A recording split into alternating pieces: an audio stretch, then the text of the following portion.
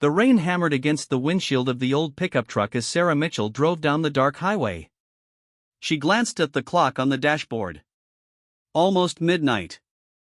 The nursing shift at County General had run late again, and now she faced the 40-minute drive home to her small apartment on the outskirts of town.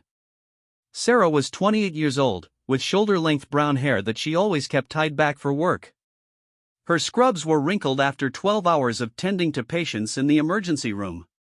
She had been a nurse for 6 years, ever since graduating from college. The job was demanding, but she loved helping people when they needed it most.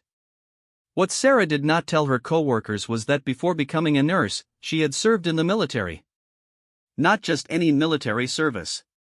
She had been a Navy SEAL for 4 years, one of the first women to complete the brutal training program. The decision to leave the SEALs and become a nurse had been difficult, but Sarah wanted to save lives in a different way. Her SEAL training had taught her many things. How to survive in impossible conditions. How to stay calm when others panicked. How to endure pain that would break most people. How to fight when fighting meant the difference between life and death. But, most importantly, it had taught her that the mind could overcome almost anything if properly trained. Sarah kept her military background secret. She had learned that people treated her differently when they knew. Some were intimidated.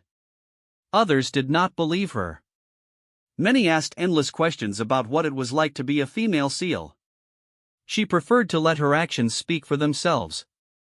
The highway stretched ahead, empty except for the occasional truck heading in the opposite direction. Sarah was driving through a section of road that passed through thick forest on both sides. There were no streetlights here, just the endless darkness broken only by her headlights. She was thinking about Mrs. Henderson, an elderly patient who had come into the emergency room that evening with chest pains. The test showed she was having a mild heart attack, but they had caught it early.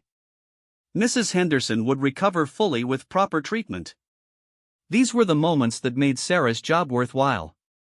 The pickup truck began to make a strange noise. A grinding sound came from under the hood. Sarah frowned and checked the gauges on the dashboard. The temperature gauge was climbing into the red zone.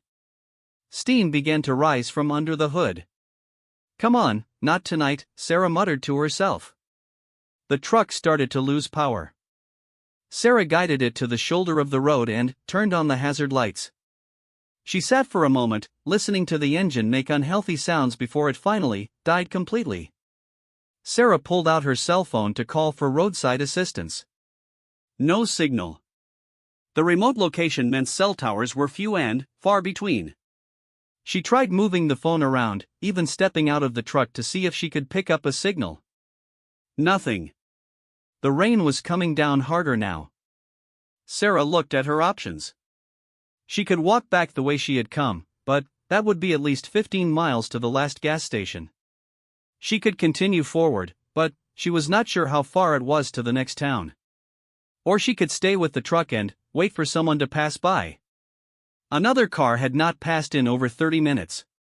Given the late hour and the weather, Sarah decided her best option was to start walking forward. She grabbed her purse and a small flashlight from the glove compartment. She locked the truck and began walking down the shoulder of the highway.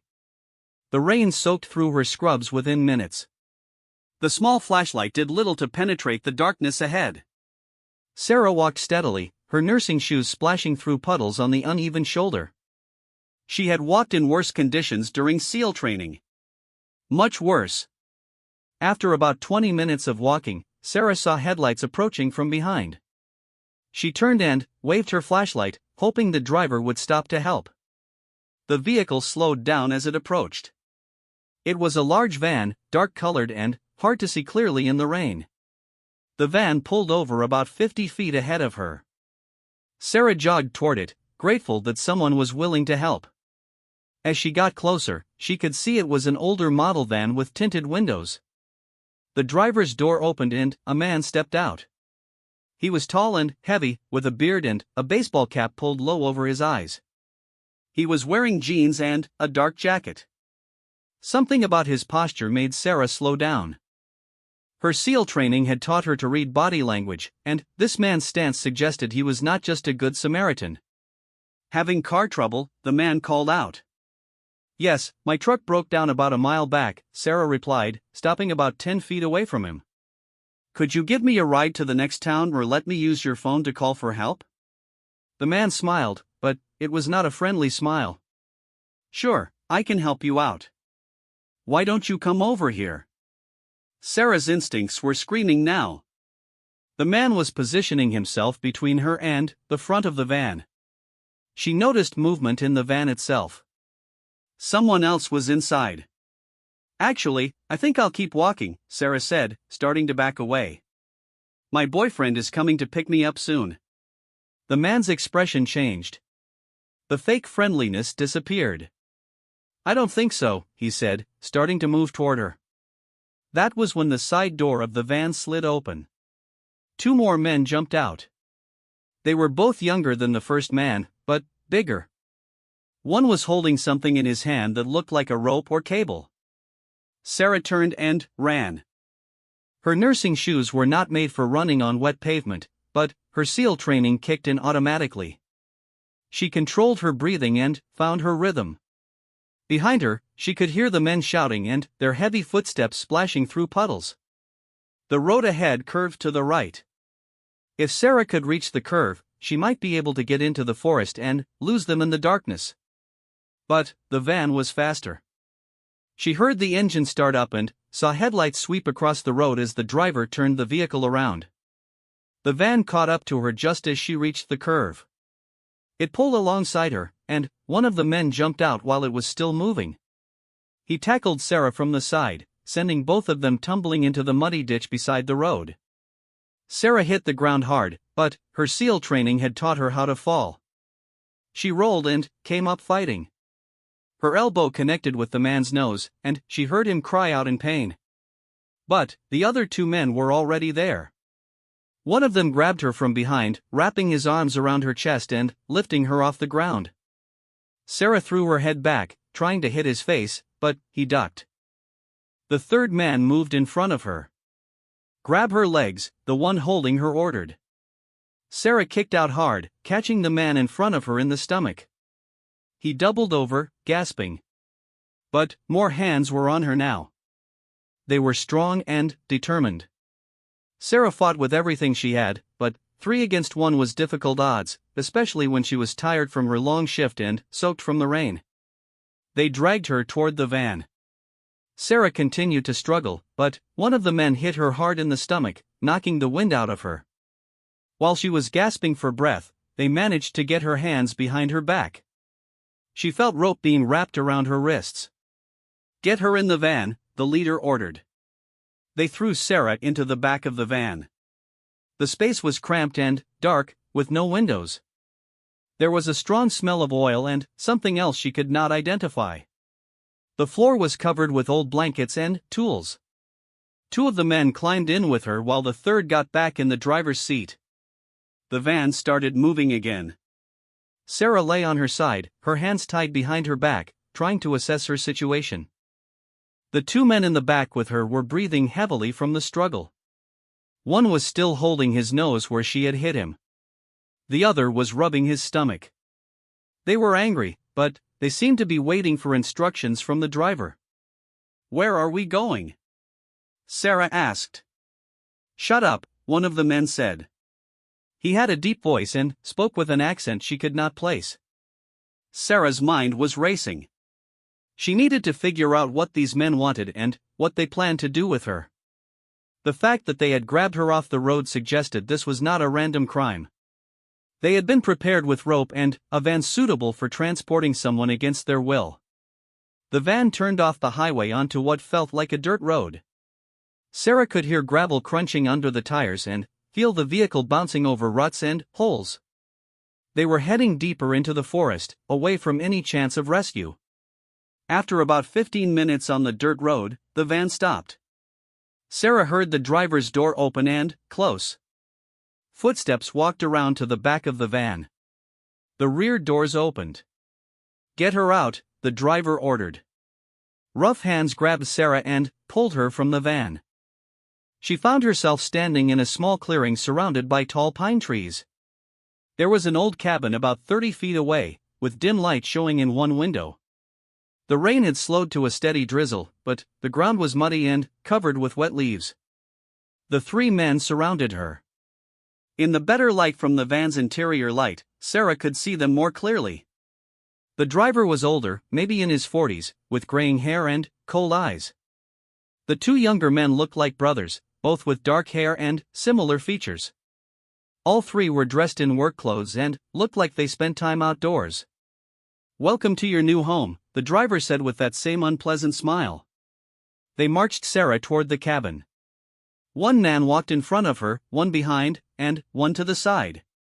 They were taking no chances of her escaping. Sarah studied the area as they walked, noting the positions of the trees, the layout of the clearing, and any possible escape routes.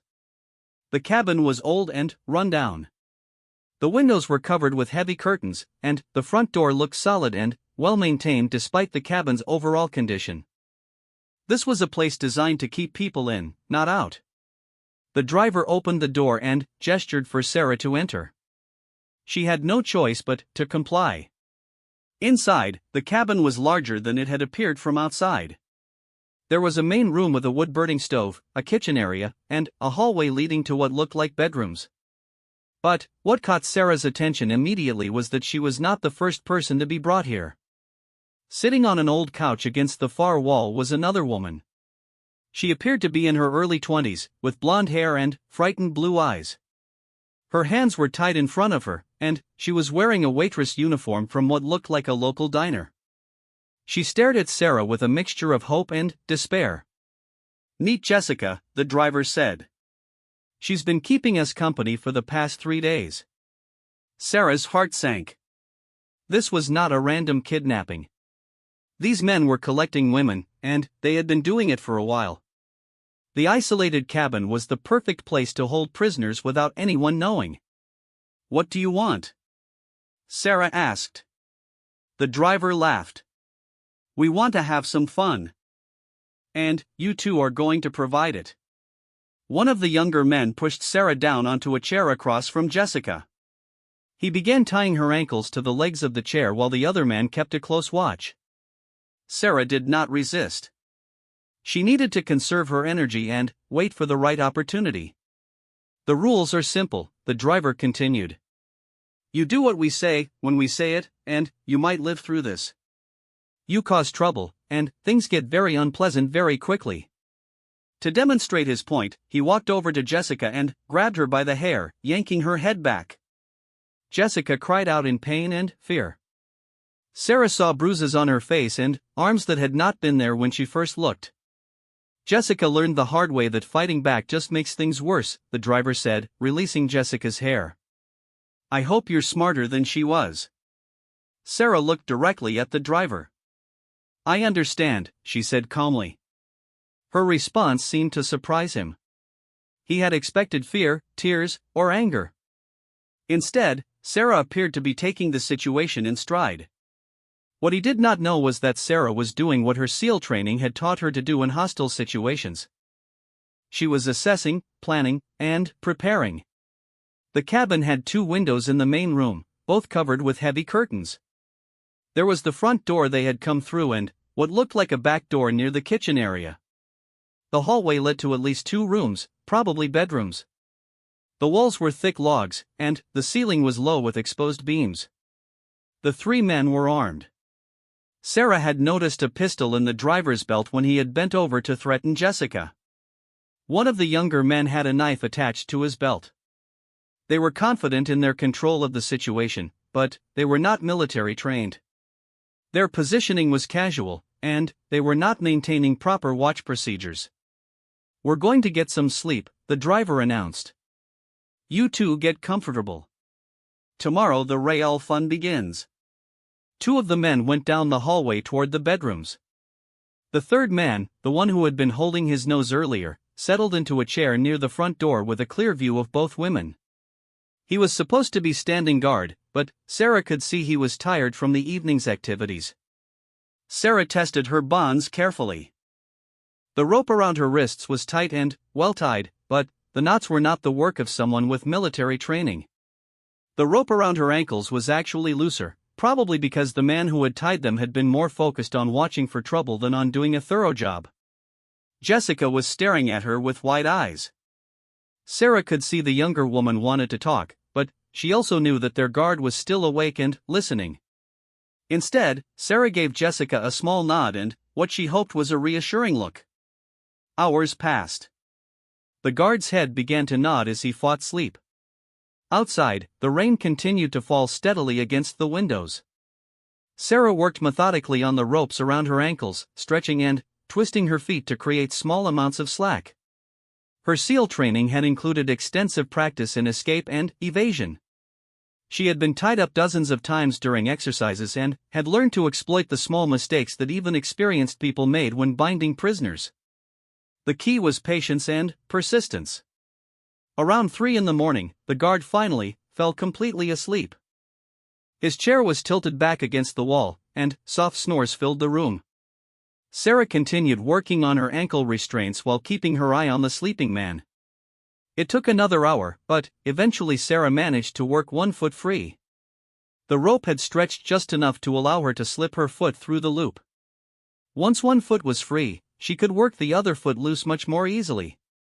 Sarah remained seated, keeping her feet in position so it would not be obvious that they were no longer tied. She began working on the ropes around her wrists. These were tighter and more difficult, but Sarah had strong fingers from years of medical work and military training. The eastern sky was beginning to show the first hints of dawn when Sarah finally freed her hands. She sat perfectly still, maintaining the appearance of being bound while she planned her next move. She needed to free Jessica and get them both out of the cabin before the other 2 men woke up. But she also needed to deal with the guard, who was sleeping less than 10 feet away from them. If he woke up and raised an alarm, they would have to fight 3 men in an enclosed space with no weapons. Sarah looked around the room for anything she could use as a weapon. There was a poker by the wood stove, some kitchen knives that might be accessible, and various tools scattered around the cabin. But first, she needed to reach Jessica without waking the guard. Slowly, silently, Sarah rose from her chair. Her muscles were stiff from sitting in one position for hours, but her SEAL training had taught her how to move quietly even when uncomfortable. She placed each step carefully, avoiding the floorboards that looked loose or worn. It took her 5 minutes to cross the 10 feet to Jessica's couch. The younger woman's eyes went wide when she saw Sarah approaching with her hands free. Sarah held a finger to her lips, indicating the need for silence. Jessica nodded understanding. Sarah knelt behind the couch and began working on the ropes binding Jessica's hands. These knots were even sloppier than the ones that had held Sarah. Within minutes, Jessica's hands were free. Sarah leaned close to Jessica's ear and whispered as quietly as possible, "When I say go, we run for the back door. Stay right behind me." Jessica nodded again. Sarah could feel the younger woman trembling, but she seemed ready to follow instructions. Sarah moved toward the kitchen area, staying low and keeping the furniture between herself and the sleeping guard. She could see the back door now. It had a simple deadbolt lock that could be opened from the inside without a key. The poker by the wood stove was within reach. Sarah picked it up, feeling its weight in her hands. It was heavy iron, about 2 feet long, and would make an effective weapon if needed. She hoped it would not be necessary. Sarah returned to Jessica's position. The guard was still sleeping soundly. Dawnlight was beginning to filter through small gaps in the curtains.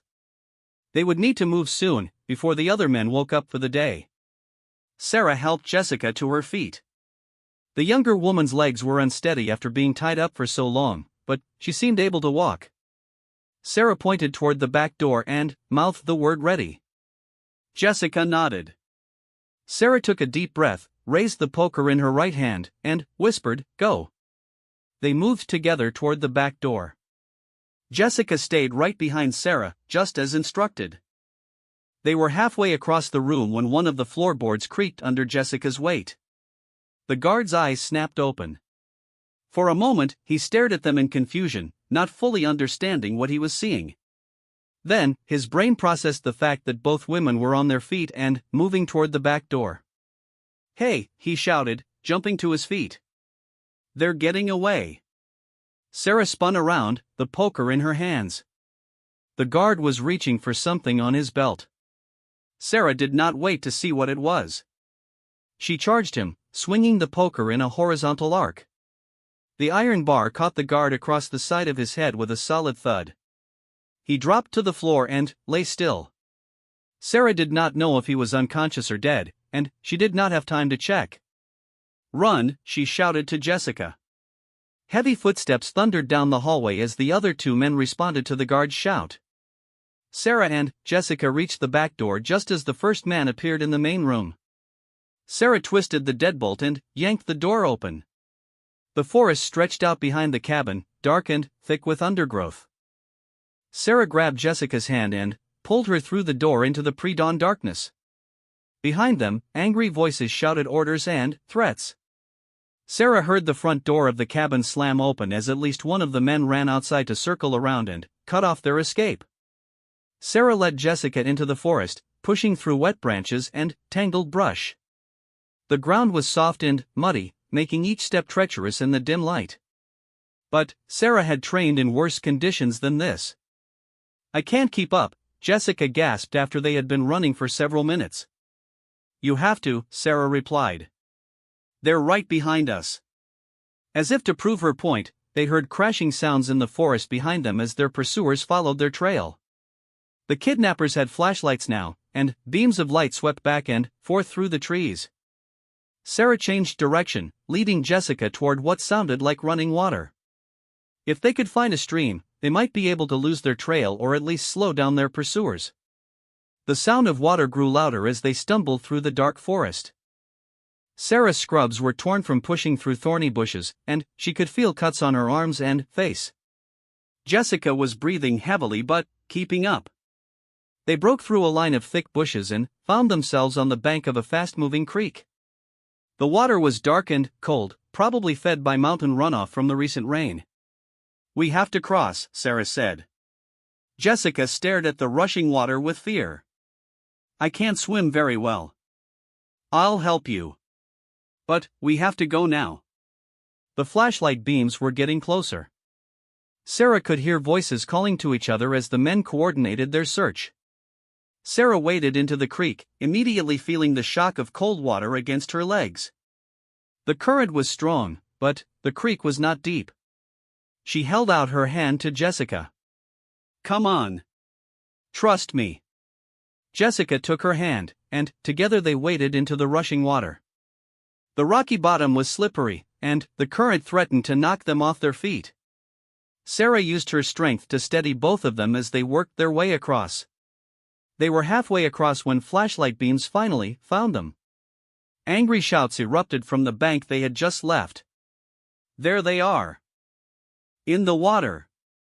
Sarah heard a sharp crack and saw a splash in the water near them. One of the kidnappers was shooting at them. "Get down!"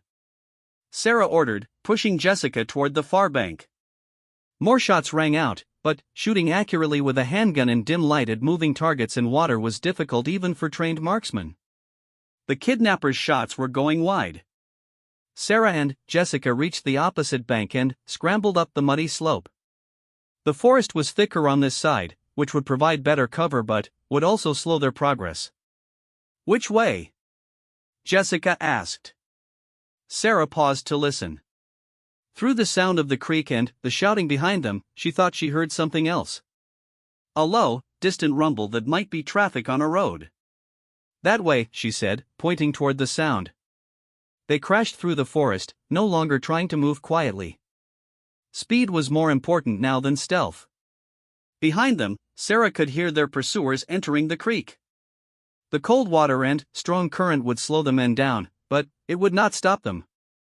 The forest began to thin out after another 10 minutes of desperate running. Sarah could see open space ahead through the trees. As they got closer, she realized it was a clearing with a road running through it.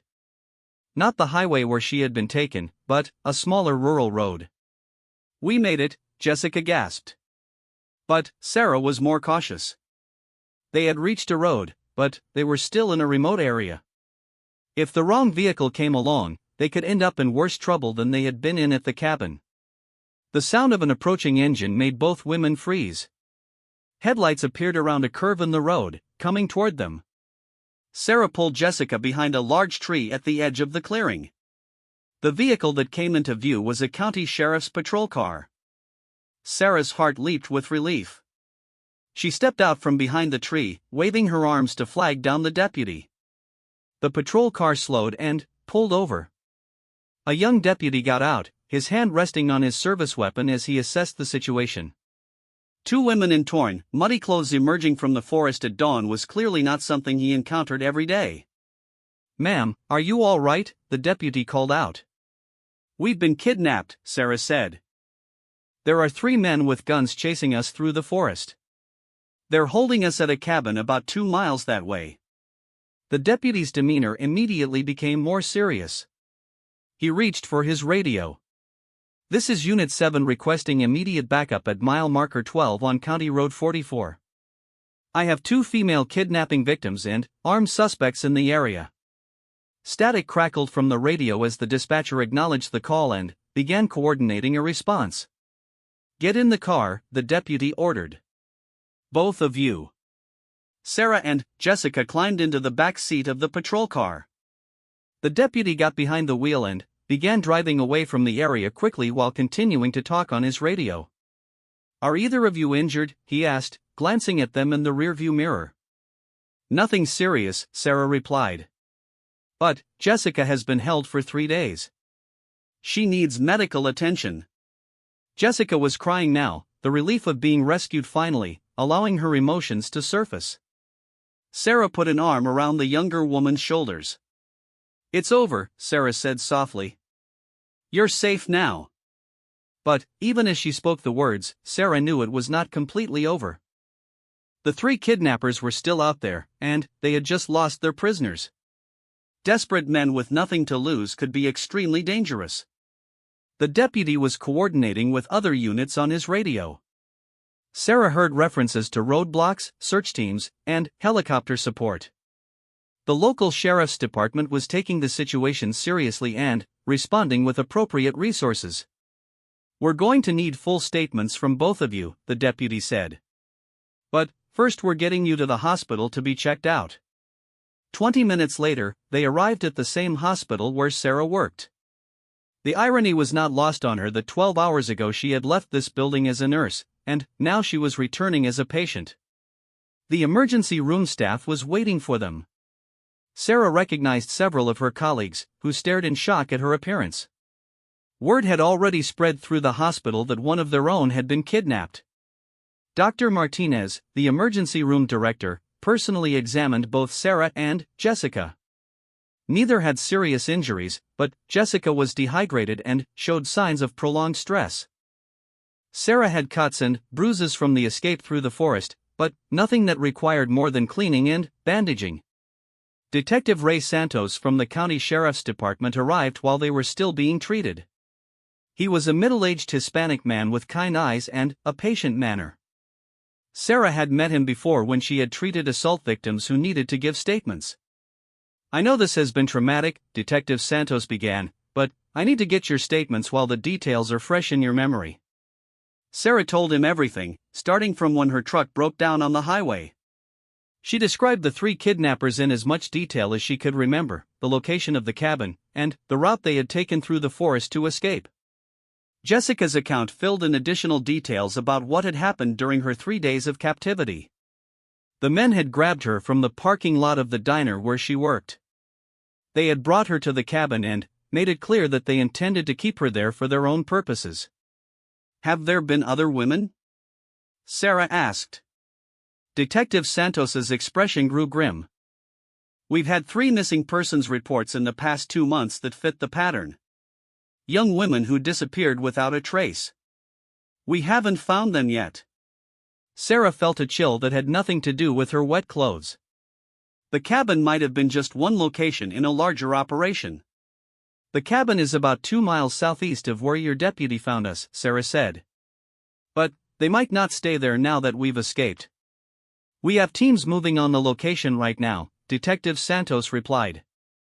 "Hopefully we can catch them before they have a chance to relocate." A nurse brought Sarah dry hospital scrubs to change into since her own clothes were ruined. As she changed, Sarah thought about how close they had come to a very different ending. If she had not been a SEAL, if she had not known how to escape from restraints, if she had not been able to fight back effectively, both she and Jessica might have become part of whatever terrible fate had befallen the other missing women. When she emerged from the bathroom, Detective Santos was waiting with more questions. He wanted to know about the interior layout of the cabin, any conversations she had overheard between the kidnappers, and her assessment of their capabilities and likely behavior. The leader is older and more experienced, Sarah told him. But none of them seemed military trained. They're dangerous because they're desperate, not because they're skilled. What about weapons?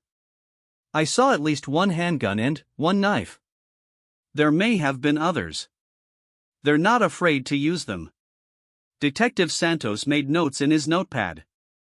You did an incredible job getting yourself and Jessica out of there. Most people wouldn't have been able to pull off an escape like that. Sarah did not mention her military background. That was information she preferred to keep private, and it was not relevant to the criminal investigation. A commotion in the hallway outside caught their attention. Through the window, Sarah could see several sheriff's deputies and what looked like FBI agents gathered around a map spread on a table. Detective Santos noticed her interest. The federal authorities are taking over the investigation. This looks like it might be connected to similar cases in other states. The scope of what they had stumbled into was apparently much larger than a local kidnapping operation. Dr. Martinez returned with test results. Both Sarah and Jessica were cleared to leave the hospital from a medical standpoint, but Detective Santos explained that they would need to remain available for further questioning as the investigation developed. We'll provide protection until we're certain the suspects have been apprehended, he assured them. Jessica's parents arrived from 2 towns over, having been contacted by the authorities. The reunion was emotional, with her mother crying and her father looking like he wanted to personally hunt down the men who had taken his daughter. Sarah's situation was different. She lived alone and had no family in the area. Her closest friends were her colleagues at the hospital, who were treating her with a mixture of professional concern and personal relief. You can stay at my house, offered Dr. Martinez. My wife and I have a guest room, and we'd feel better knowing you're not alone right now. Sarah was grateful for the offer. The idea of returning to her empty apartment while dangerous men were still free was not appealing. As the sun rose higher outside the hospital windows, Sarah reflected on the events of the night. In less than 12 hours, her life had gone from routine to life-threatening and back again. The skills she had learned as a SEAL had saved not only her own life but Jessica's as well. She wondered about the other missing women Detective Santos had mentioned. Were they still alive somewhere? Had there been other cabins, other locations where women were being held? The investigation was just beginning, but Sarah knew that every hour that passed reduced the chances of finding other victims alive. Detective Santos returned with an update. The cabin was empty when our teams arrived. It looks like they cleared out in a hurry after you escaped. We found evidence of multiple occupants and what appears to be restraints and other items consistent with holding people against their will. Any clues about where they might have gone? We're working on it. The FBI has resources that will help track them down. But I wanted you to know that they're definitely still out there. The reality of continuing danger settled over Sarah like a cold blanket. These men had seen her face. They knew she could identify them. Until they were caught, she would always be looking over her shoulder. But Sarah had faced dangerous enemies before. Her SEAL training had prepared her for exactly this kind of situation. She would take appropriate precautions, but she would not live in fear. The morning wore on with more questions, more statements, and more law enforcement officials wanting to hear her account of events. Sarah answered everything patiently, knowing that every detail might help catch the kidnappers and potentially save other lives. By noon, the immediate crisis had evolved into a methodical investigation. Sarah was released into Dr. Martinez's custody with instructions to remain available and to report any suspicious activity immediately. As they left the hospital, Sarah looked back at the building where she had worked for the past 2 years. She wondered if she would ever feel completely safe there again, knowing that predators could be watching and waiting for the right opportunity to strike. But she also knew that she had survived something that would have broken many people. Her SEAL training had given her tools that most victims never possessed. She had not just survived, she had fought back effectively and saved another person in the process. The investigation was far from over, and the danger had not completely passed. But Sarah Mitchell had proven to herself and to others that some people are much harder to break than they appear on the surface. The real test of her endurance was just beginning. 3 days after the escape from the cabin, Sarah was staying in the guest room of Dr. Martinez's suburban home. The house sat on a quiet street lined with oak trees, and the normalcy of the neighborhood felt strange after what she had experienced. Every car that drove by made her look out the window. Every unexpected sound made her tense. The FBI had taken over the investigation completely. Agent Lisa Chen, a sharp woman in her 30s with extensive experience in human trafficking cases, had interviewed Sarah twice more since the initial incident. The scope of the operation they had uncovered was larger than anyone had initially imagined. "We've identified at least 7 similar disappearances across 3 states," Agent Chen had explained during their last meeting. "All young women, all taken from isolated locations, all with no witnesses. Your escape is the first break we've had in this case." Sarah sat on the edge of the guest bed, looking at the morning newspaper. Her story had made the front page, though the reporters had only been given basic information. The headline read, "Local nurse escapes kidnappers, saves second victim." Her photo from the hospital employee directory showed her smiling in her nursing scrubs, looking nothing like someone capable of fighting off 3 armed men. Dr. Martinez's wife, Elena, had been incredibly kind. She had bought Sarah new clothes to replace those destroyed during the escape, and she had made sure Sarah felt welcome in their home. But Sarah could sense the strain her presence was putting on the family. They had 2 teenage children who were asking questions about why their guest needed police protection. Sarah's phone rang. The caller ID showed Detective Santos's number. "Sarah, we have a development," he said when she answered. "The FBI wants to meet with you this afternoon.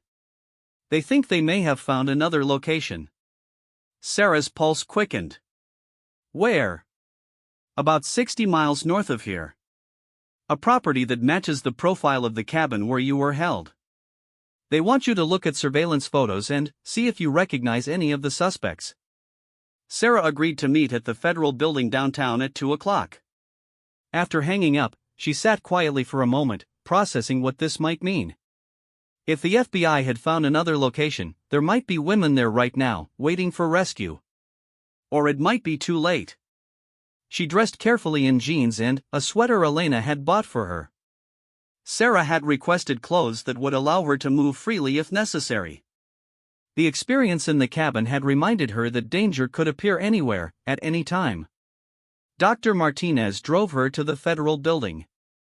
He had insisted on personally handling her transportation rather than trusting it to the protective detail that was supposed to be watching her. Sarah appreciated his concern, but she also noticed how often he checked his mirrors during the drive. Everyone was on edge. The federal building was a modern glass structure that projected authority and competence. Agent Chen met them in the lobby and escorted Sarah to a conference room on the 4th floor. The room contained a large table surrounded by chairs, with computer monitors and projection equipment. "Before we begin," Agent Chen said, "I need to tell you that some of what you're about to see may be disturbing." Sarah nodded. Her SEAL training had exposed her to disturbing images before. She thought she could handle whatever they were going to show her. Agent Chen activated one of the computer monitors. An aerial photograph appeared on the screen, showing a remote property with several buildings surrounded by forest. The main structure was larger than the cabin where Sarah had been held, but the isolated location and layout were similar. "This property is owned by a shell company that we've traced back to a network of similar businesses," Agent Chen explained. "All designed to hide the real ownership and purpose of these locations."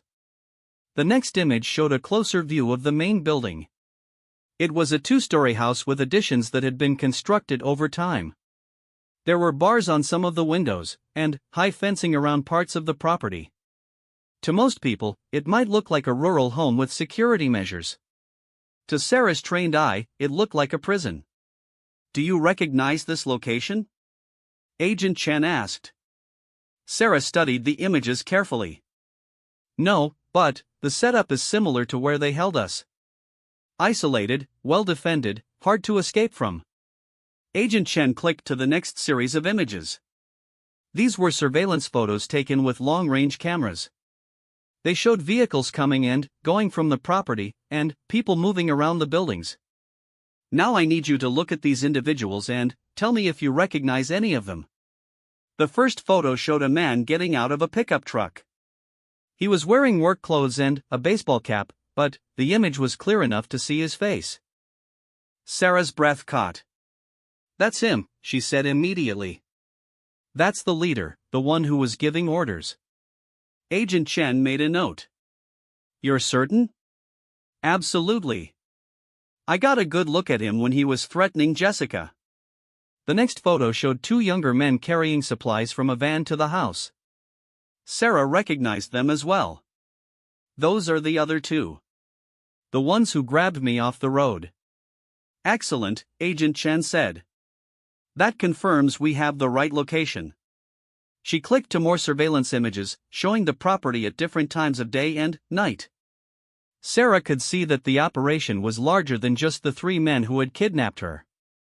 There were at least 6 different people visible in the photos, and possibly more inside the buildings.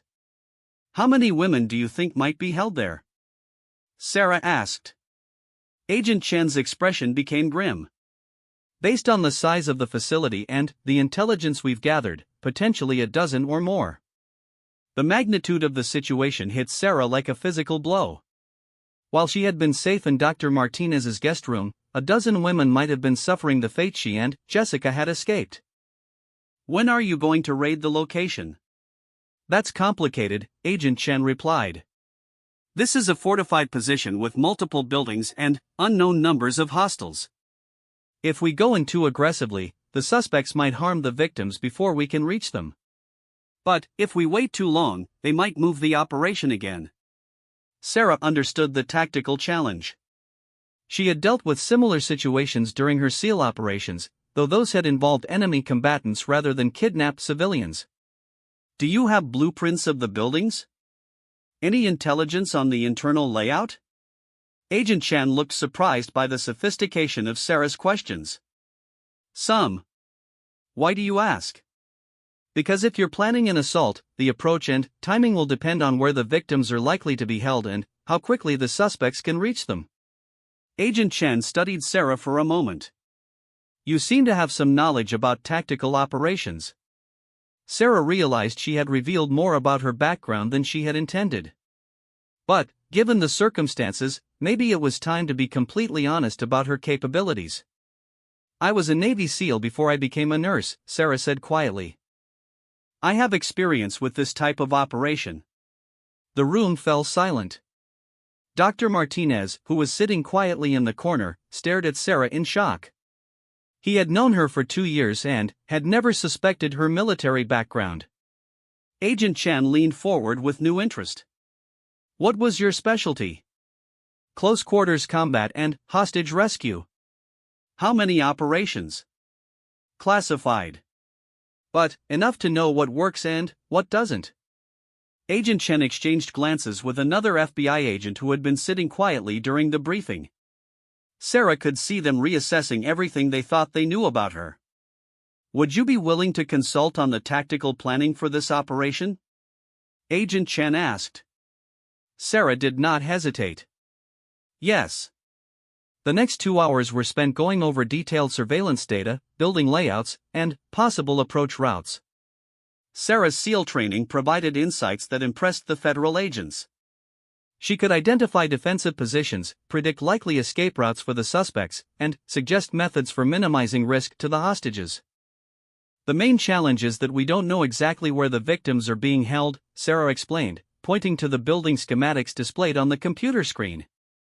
But, based on the window configurations and the additions to the original structure, I would guess this section here has been modified for confinement.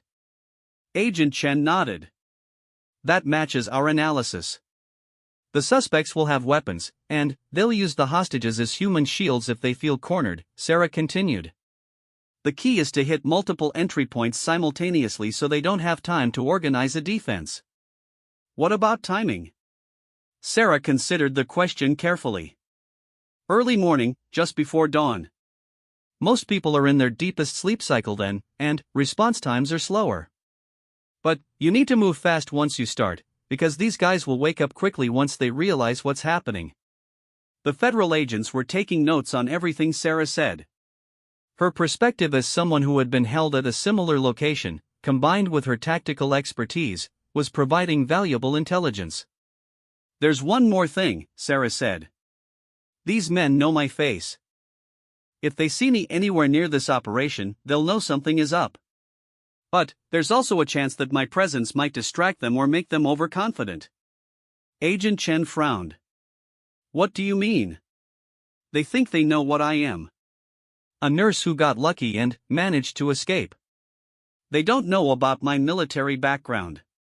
If I were to approach the location openly, they might underestimate the threat I represent. Absolutely not, Dr. Martinez interjected from his corner. Sarah, you've been through enough. You can't seriously be considering putting yourself back in danger. Sarah turned to face him. If there are women in that building who are going through what Jessica went through, and I can help get them out, then, yes, I'm considering it. Agent Chen held up her hand. Let's not get ahead of ourselves. Right now, we're just gathering intelligence and planning options. No decisions have been made about the specific approach. But Sarah could see in the agent's eyes that she was already considering the possibilities. A person with Sarah's unique combination of experience and motivation could be a valuable asset in the right circumstances. The meeting concluded with plans for Sarah to return the next day for additional briefings. As Dr. Martinez drove her back to his house, he was unusually quiet. You don't approve of what I'm thinking about doing, Sarah said. I think you've been through a traumatic experience and you're not thinking clearly, he replied. You have a good life here.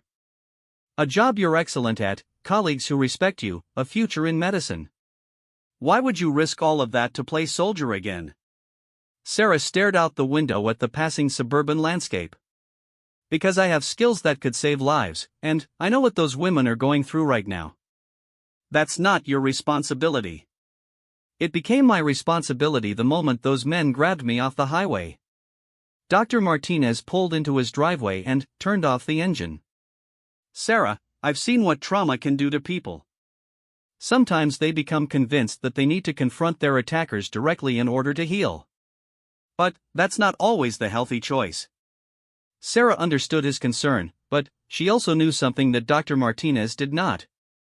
Her SEAL training had not made her reckless, it had made her capable of calculated risks that most people could not take. I appreciate your concern, she said. But this isn't about trauma or revenge.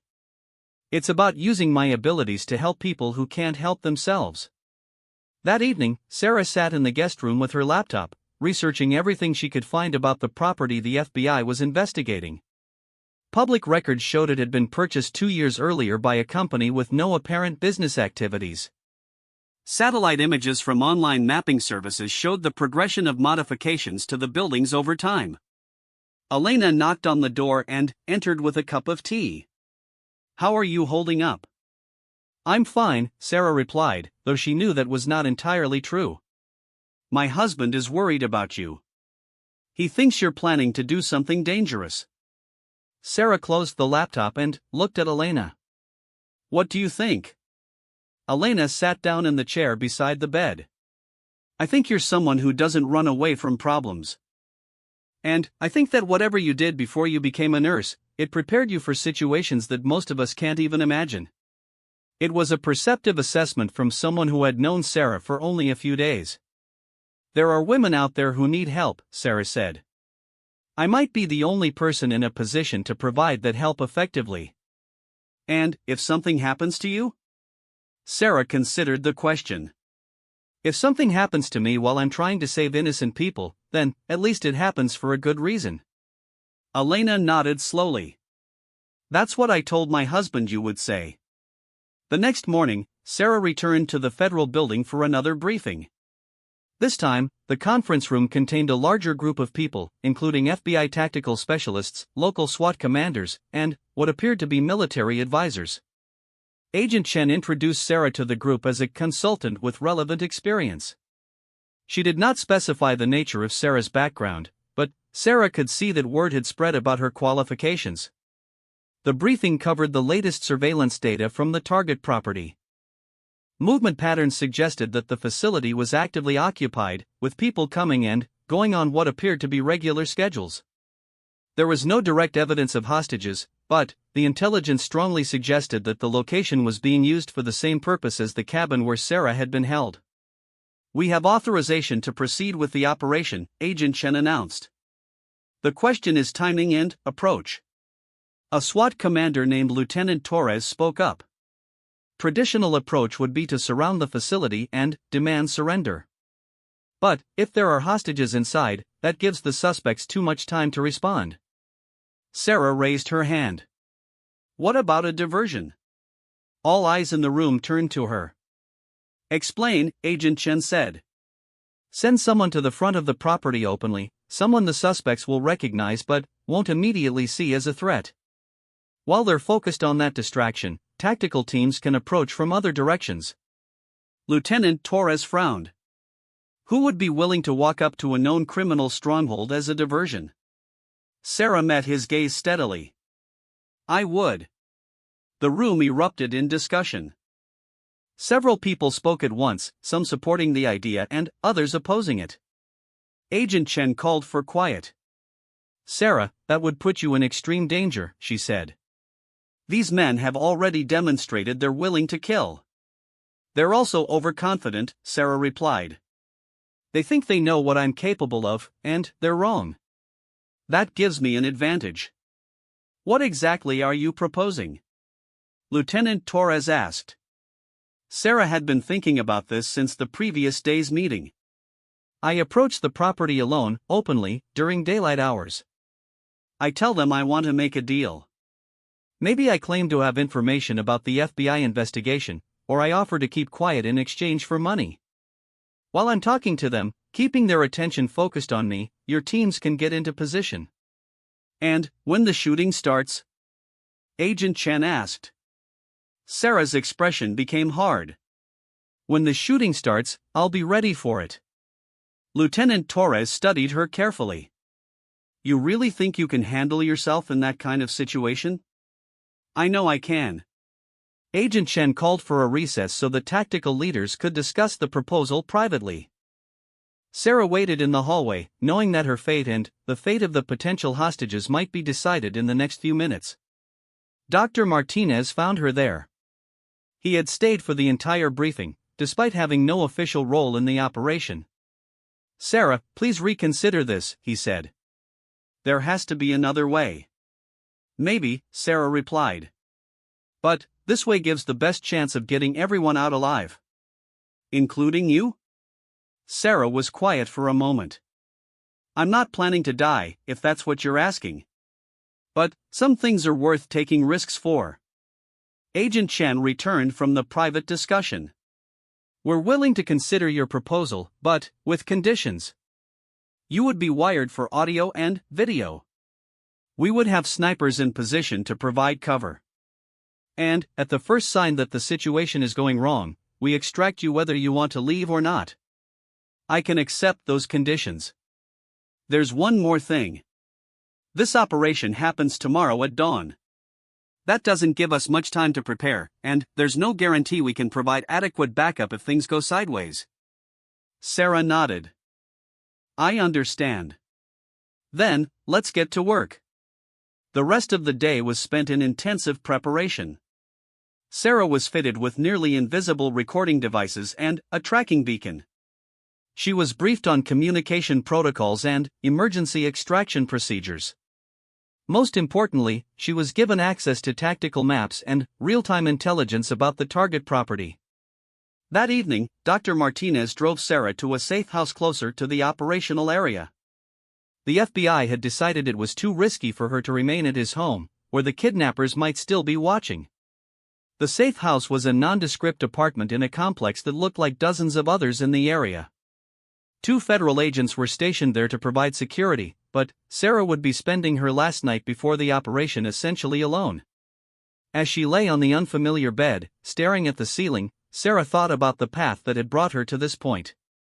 A year ago, she had been living a quiet life as a nurse, convinced that her days of dangerous operations were behind her. But maybe some people were never meant for quiet lives. Maybe the skills and instincts that had made her an effective SEAL were not things she could simply turn off when she changed careers. Tomorrow, she would face the men who had tried to make her a victim. But this time, she would be approaching them on her terms, with backup and with a clear mission objective. Sarah had endured the kidnapping and escaped through her own efforts. Tomorrow, she would discover whether she could endure something even more challenging, voluntarily walking back into danger to save others. The real test was about to begin. Dawn was still an hour away when Sarah woke up in the safe house. She had barely slept, running through the operation in her mind repeatedly. Every detail mattered. Every decision could mean the difference between life and death for the women who might be held at the target location. Agent Chen arrived at 5 in the morning with coffee and a final briefing. The surveillance teams had maintained watch on the property all night. The suspects were definitely there, and there had been no indication that they were aware of the FBI's presence. "Are you ready for this?" Agent Chen asked as Sarah checked her equipment one final time. The recording devices were hidden in her clothing, so small they were undetectable. The tracking beacon was sewn into the heel of her shoe. She carried no weapons, which would have been too risky if she was searched, but she had been assured that tactical teams would be in position to provide support. "I'm ready," Sarah replied. The drive to the operational area took 30 minutes through winding rural roads. Sarah rode in an unmarked van with Agent Chen and 2 tactical specialists. They passed the federal command post, set up in an abandoned barn about a mile from the target property, where Lieutenant Torres was coordinating the assault teams. As they got closer to the target, Sarah could feel her SEAL training taking over. Her breathing became controlled and steady. Her awareness heightened, taking in every detail of the terrain and potential escape routes. The nervousness she had felt earlier was replaced by focused concentration. Agent Chen checked her watch. "You have 30 minutes from the time you approach the property to the time we initiate the assault. If you can't get out of the line of fire by then, we'll have to adjust the plan."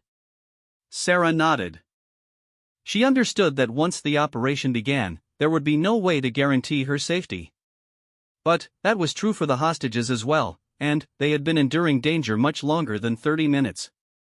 The van stopped at an intersection about half a mile from the target property. Sarah would walk the remaining distance alone. As she got out of the vehicle, Agent Chen grabbed her arm.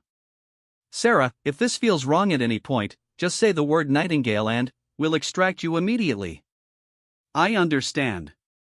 Sarah began walking down the gravel road that led to the property. The morning air was cool and still, with mist rising from the fields on either side of the road.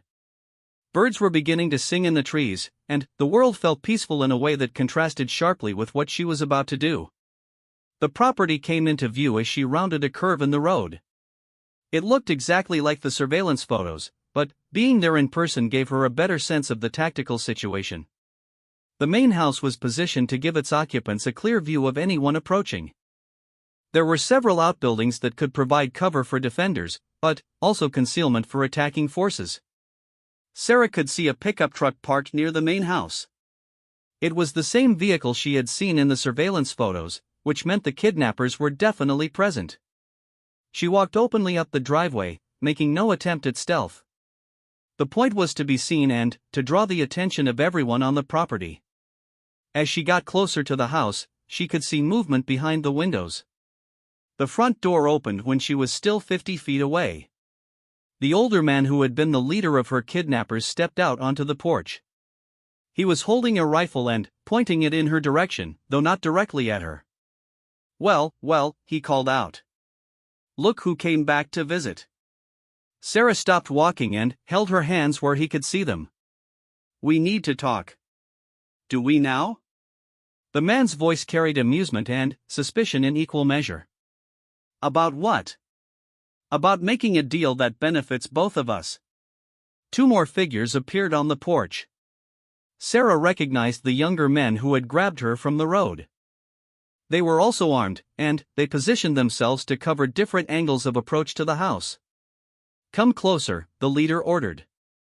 But keep your hands where I can see them. Sarah walked to within 20 feet of the porch. Close enough to talk normally, but far enough away to have some reaction time if the situation went bad immediately. You must be either very brave or very stupid to come here alone, the leader said. Neither.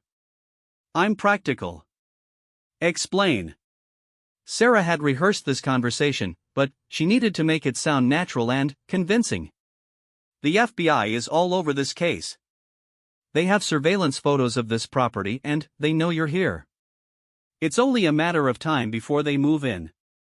The leader's expression became more serious.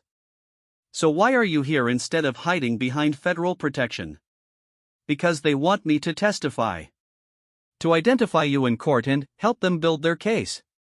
Sarah paused for effect. But maybe we can work out an arrangement that keeps that from happening. You want money. I want enough money to disappear. To start over somewhere else where I don't have to worry about federal prosecutors or revenge-seeking kidnappers. The leader lowered his rifle slightly. Sarah's story was believable because it played into his assumption that most people were motivated primarily by self-interest. How much money are we talking about? Enough to make it worth my while to forget everything I saw and heard. The leader gestured for Sarah to come closer. Let's discuss this inside. That was exactly what Sarah had been hoping for. Getting inside the house would give her a chance to see the layout and locate any hostages. It would also put her in position to create maximum distraction when the assault began. Just me, Sarah said, noting that the two younger men were moving to flank her. This conversation is between you and me. The leader considered this, then nodded to his companions. Stay out here and watch for company. Sarah followed the leader through the front door into the house. The interior was larger than the cabin where she had been held, with multiple rooms branching off from a central hallway. She could smell cooking food, which suggested that several people were living here regularly. But underneath the cooking smells, there was something else. A scent of fear and unwashed bodies that Sarah recognized from her time as a captive. There were definitely hostages somewhere in this building. The leader led her into what had once been a living room but was now set up as an office. There was a desk covered with papers, several chairs, and filing cabinets along one wall. A laptop computer sat open on the desk, displaying what looked like financial records. Sit down, the leader ordered, gesturing to a chair across from the desk. Sarah sat, using the opportunity to study the room for any intelligence that might be useful to the assault teams. She could see documents scattered on the desk that appeared to relate to other properties and possibly other operations. Let me ask you something, the leader said, settling into the chair behind the desk but keeping his rifle within reach. How did you really escape from that cabin? The question caught Sarah off guard. She had expected to discuss money and terms, not to be interrogated about her escape. I told the FBI everything. We got loose from the ropes and ran into the forest. The leader shook his head. I've been thinking about that. The knots my boys tie don't come loose easily. And the way you fought when we grabbed you off the road, that wasn't normal either. Sarah realized she had underestimated this man. He was more observant and more intelligent than she had given him credit for. People do unexpected things when they're afraid, she said. Maybe. But I'm starting to think there's more to you than meets the eye. The leader leaned forward. What did you do before you became a nurse? Sarah's mind raced. Lying convincingly required staying as close to the truth as possible, but revealing her SEAL background would end the operation immediately. I was in the military for a few years. Nothing special, just regular army. What was your job in the army? Medical Corps. That's where I learned nursing. It was a plausible story, and it explained both her medical knowledge and her apparent comfort in dangerous situations. The leader seemed to accept it. That makes more sense, he said. Military training would explain how you handled yourself in the forest. Through the window, Sarah could see one of the younger men walking around the perimeter of the house. She checked her watch discreetly. 22 minutes until the assault was scheduled to begin. She needed to locate the hostages and get into a position where she could take cover quickly. Before we talk about money, Sarah said, I want to know what I'm getting myself into. Are there other women being held here? The leader's eyes narrowed. Why do you care? Because if the FBI finds them, they'll have more witnesses against you. That affects how much my silence is worth. It was a logical argument from the perspective of someone trying to negotiate a deal. The leader seemed to buy it. There might be a few girls here, he admitted. But that's not your concern. I want to see them. No. Sarah leaned forward. Look, if I'm going to lie to federal investigators about what I know, I need to understand the full scope of what I'm protecting you from. If there are other victims who can testify against you, my testimony becomes less valuable. The leader considered this. After a moment, he stood up and picked up his rifle. Fine. But you don't talk to any of them, and you don't try anything stupid. He led Sarah down a hallway toward the back of the house. They passed a kitchen where she could see signs of multiple occupants, numerous dishes, large quantities of food, several coffee cups on the counter. At the end of the hallway was a door with multiple locks. The leader produced a set of keys and began unlocking them one by one. The security measures confirmed what Sarah already suspected. This door led to where the hostages were being held. The door opened to reveal a stairway leading to what must have been a basement. The smell of fear and confinement was much stronger here. Sarah could hear muffled voices from below. Down there, the leader said, gesturing with his rifle. Sarah descended the stairs with the leader behind her. The basement had been converted into a series of small rooms, each secured with heavy doors and locks. It was a purpose-built prison, designed to hold multiple people for extended periods. Through barred windows in the doors, Sarah could see into some of the rooms. Young women sat on makeshift beds, looking up with a mixture of hope and terror as they heard footsteps. Sarah counted at least 6 different prisoners in the rooms she could see, and there appeared to be more rooms beyond her line of sight. The sight filled Sarah with a cold rage that she had to work hard to suppress. These women had been living in conditions that no human being should ever experience. Some looked like they had been there for weeks or months. Satisfied, the leader asked. Sarah nodded, not trusting herself to speak without revealing her emotional state. They returned upstairs to the office. Sarah now had the intelligence she needed. There were at least 6 hostages in the basement, secured behind locked doors that would take time to breach. The assault teams would need to account for that in their planning. She also knew that the leader was more dangerous than she had initially assessed. He was suspicious of her story and alert to potential threats. When the attack began, he would respond quickly and effectively. Now let's talk business, the leader said as they sat back down in the office. Sarah checked her watch again. 15 minutes until the assault. She needed to position herself carefully for what was about to happen. I want $50,000, she said. The leader laughed. You must think we're running Fort Knox here. I think you're running a profitable operation that's about to be shut down by the FBI. $50,000 is a bargain for keeping your primary witness from testifying. I might be able to come up with $20,000. Sarah pretended to consider this. Cash, and I want it now. The money's not here. It's in a safe deposit box in town. That created a problem. If the leader left the property to get money, it would disrupt the timing of the operation.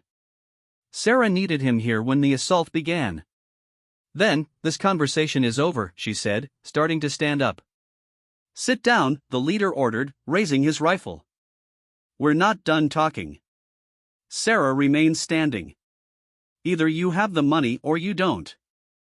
I'm not interested in promises or IOUs. The leader studied her for a long moment. You know what I think? I think you're wearing a wire. Sarah's blood went cold. If he decided to search her, he would find the recording equipment and realize that she was working with law enforcement. You're paranoid, she said. Maybe. But it wouldn't hurt to check. The leader called out to one of his men. Heavy footsteps approached down the hallway. One of the younger kidnappers appeared in the doorway. Search her, the leader ordered. Sarah had to make a split-second decision. She could submit to the search and hope they missed the hidden recording devices, but that was unlikely given how thoroughly they would probably check. She could resist the search and try to fight her way out, but that would expose her prematurely and might get the hostages killed. Or she could trust in her training and the backup that was supposed to be in position. Nightingale, she said clearly. The leader frowned. What did you say? Before Sarah could answer, the sound of breaking glass came from somewhere else in the house. Then, shouting. Then, gunfire. The assault had begun. The leader spun toward the sound of gunfire, bringing his rifle up. Sarah moved instantly, her SEAL training taking over completely. She lunged forward and grabbed the rifle barrel, pushing it toward the ceiling as the leader pulled the trigger. The shot went into the ceiling, filling the room with the smell of gunpowder and plaster dust. Sarah twisted the rifle, using the leader's grip against him to throw him off balance. At the same time, she drove her knee toward his stomach. The leader was stronger than Sarah had expected. Instead of going down, he held onto the rifle and tried to wrench it away from her. They struggled for control of the weapon while the sounds of gunfire and shouting grew louder throughout the house. The younger kidnapper in the doorway was reaching for his own weapon. Sarah couldn't deal with both of them at the same time while fighting for the rifle. She released her grip on the rifle suddenly, causing the leader to stumble backward. Then, she spun and kicked the younger man in the chest, sending him crashing into the hallway wall. The leader was bringing the rifle back around toward her when the office window exploded inward in a shower of glass. A figure in tactical gear swung through the window on a rope, landing in a combat crouch with an assault rifle trained on the leader. Drop the weapon, the tactical officer shouted. The leader hesitated for a split second, looking between the federal agent and Sarah. In that moment of hesitation, Sarah saw her opportunity. She dove forward and tackled the leader around the waist, driving both of them to the floor behind the desk. The rifle skittered across the floor as they hit the ground. Sarah ended up on top of the leader, who was trying to reach a pistol she could see tucked into his belt. She grabbed his wrist with both hands, preventing him from drawing the weapon. He's got a gun in his belt. Sarah called out to the tactical officer. The officer moved around the desk, keeping his rifle trained on them. Let me see your hands, he ordered the leader. The leader finally stopped struggling and raised his hands. The tactical officer quickly secured the pistol and other weapons, then helped Sarah to her feet. Are you injured? The officer asked. Sarah shook her head. The hostages are in the basement. At least 6 women, locked in individual rooms. Understood. We'll get to them. The sounds of gunfire had stopped, replaced by shouted commands as the federal agents secured the rest of the house. Sarah could hear boots running up and downstairs, doors being forced open, and the voices of law enforcement officers calling clear as they checked each room. Agent Chen appeared in the office doorway. Sarah. Are you all right? I'm fine. What's the status? We have the property secured. 3 suspects in custody, including this one. Agent Chen gestured to the leader, who was now restrained with zip ties. No law enforcement casualties. What about the hostages? We're working on getting them out of the basement now. It's going to take some time to cut through all the locks. Sarah looked at the leader, who was glaring at her with undisguised hatred. You played me, he said. No, Sarah replied. You underestimated what a nurse could do.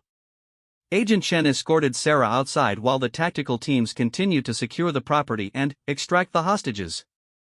The morning sun was fully up now, casting long shadows across the clearing around the house. As they waited, Sarah could see ambulances arriving to provide medical care for the rescued women. She recognized several paramedics from her own hospital who had been called in to assist with the operation. One by one, the hostages were brought out of the house. Most were able to walk, though they clearly needed medical attention. Sarah watched as they were loaded into ambulances, thinking about how different this outcome was from what could have happened if the operation had gone wrong. Agent Chen stood beside her. "That was incredibly brave, what you did in there." Sarah shook her head. "It was what needed to be done. The intelligence you gathered was crucial to the success of this operation. We knew exactly where the hostages were located because of your reconnaissance." "How many women did you find?" 8. "All alive, all going to recover fully with time and treatment." 8 lives saved. Sarah felt the weight of that accomplishment, but she also thought about the months or years those women had endured before being rescued. The operation was successful, but it could not undo the trauma they had experienced. "What happens now?" Sarah asked. "Now we process the evidence, charge the suspects, and begin the long process of investigation and prosecution." This was just one location in what appears to be a much larger network. Sarah nodded. Her part in this operation was over, but the broader fight against human trafficking would continue. Other law enforcement agencies in other states would use the intelligence gathered here to pursue other parts of the network. Dr. Martinez arrived as the last of the ambulances was leaving the property. He had been monitoring the operation from the command post and had driven over as soon as it was declared secure. "How do you feel?" he asked Sarah. Sarah considered the question. She felt physically exhausted from the adrenaline and stress of the operation. She felt emotionally drained from seeing the conditions in which the hostages had been held. But she also felt something else. "I feel like I did what I was trained to do," she said. "And what happens next?" Sarah looked around at the tactical teams packing up their equipment, the evidence technicians photographing the scene, and the federal agents coordinating the next phases of the investigation. This world of law enforcement and military operations had been her life once, and it felt familiar in a way that hospital nursing never quite had. But she also thought about Mrs. Henderson, the elderly patient with chest pains who had been her last case before all of this started. There were people in the hospital emergency room right now who needed the medical skills she had developed over the past 6 years. "Next, I go back to being a nurse," Sarah said. "But I'll be a nurse who knows that sometimes the skills you learn in one life can be exactly what's needed in another." Agent Chen approached with final paperwork for Sarah to sign. "We may need you to testify when this case goes to trial." "I'll be available." "There's one more thing. The FBI has a consulting program for people with specialized expertise. If you're ever interested in working with us on other cases like this,